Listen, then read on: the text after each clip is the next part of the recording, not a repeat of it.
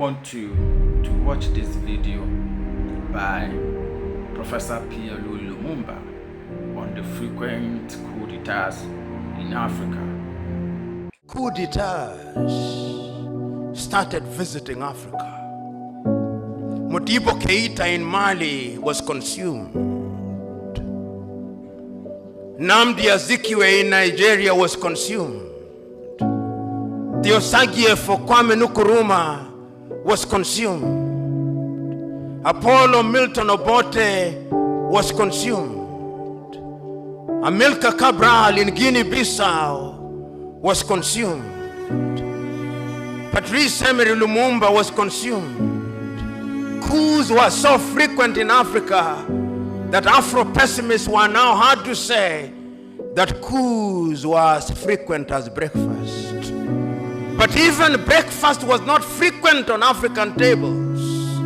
We could not feed ourselves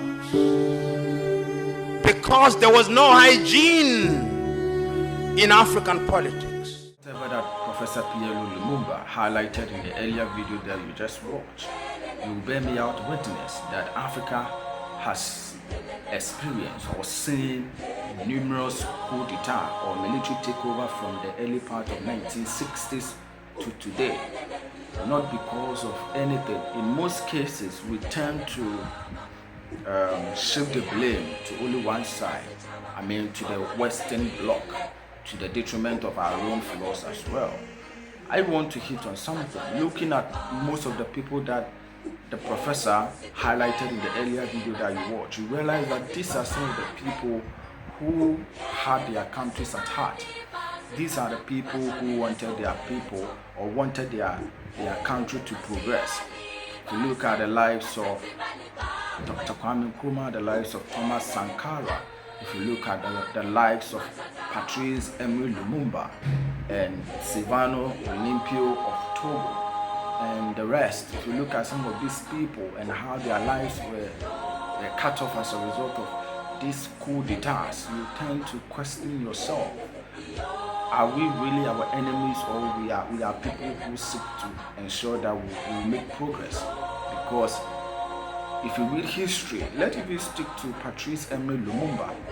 Look at what Mobutu Sese Seko Kukumbanga Wanzambanga did to eliminate him in collaboration with the Belgian mercenaries. How Lumumba was arrested, how he was tied, and how he was killed, his body being dissolved in acid. If you look at how Silvano Olympio was killed in the cold blood, just few meters away from the American embassy. If you look at how Thomas Sankara was being killed by Blaise Compaoré in Burkina Faso, you look at all this, you study all this history, and after that, you look at the successive government, the government that we've had in place, the democratic government that we've had in place, and you look at what is currently happening in this 21st century, in this contemporary Africa. You look at the successive so-called democratic and the civilian government that we've had, and then you tend to question yourself. So these people that they lay their lives on the line for us, all their effort has been in vain. Their life being cut off as a result of these individuals or these military leaders who were over-ambitious and were being influenced by the West to stage coup d'etat. You look at it and you study history and you compare it to the kind of leaders that we have in Africa today, you ask yourself series of questions. Because looking at what is currently happening in the Sahel region, in Burkina Faso with Traoré, in Mali with Assimi Goïta, in Guinea, and even in there's another country, in Guinea, Niger, Mali, Burkina Faso. If you look at these countries that are currently being ruled by the military, you tend to question yourself, then what are these civilian government doing? This so-called democratic government that we have in place, what are they doing? Mind you, nobody is in support. Nobody is in support. Fine, there are some people who may have their own opinion, but I am saying this is my personal opinion.